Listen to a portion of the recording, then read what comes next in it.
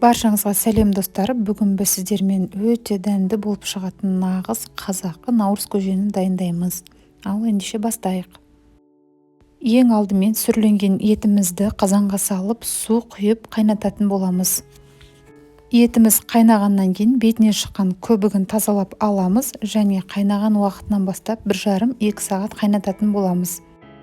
Етіміз пысқанша дәнді дақылдарымызды дайындап алатын боламыз. Арпа және тары. Екеуін бірдей жақсылап тазалап, арпаның бетіне ыстық су құйып, бұқтырып қоямыз.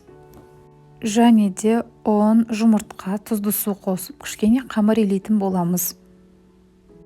Керек заттардың барлық мөлшерін астында описаниясында жазып кететін боламын.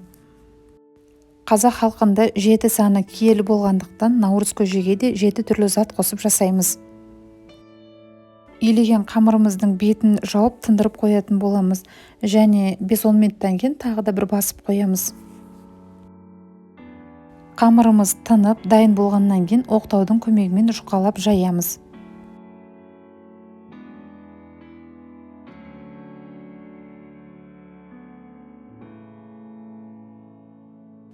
Жайған қамырымызды видеода көрсетілгендей кеспе сияқты кесеміз.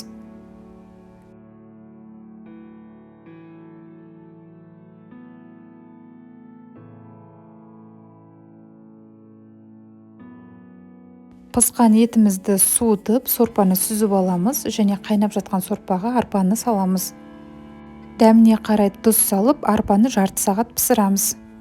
Арпамыз алдын ала суға салынғандықтан жарты сағатта пісіп кетеді. Одан кейін тарыны салып, 10-15 минут қайнатып пісірамыз. Тары пысқаннан кейін кеспемізді салып, бір қайнатып пісіріп аламыз. Барлық заттары пісіп, көжеміз дайын болғанда отты өшіріп, алдын ала турап қойған сүрленген етімізді саламыз. Наурыз көжеміздің бір бөлігін басқа ыдысқа құйып аламыз да, айран, қатық немесе құрт салып жақсылап араластырамыз.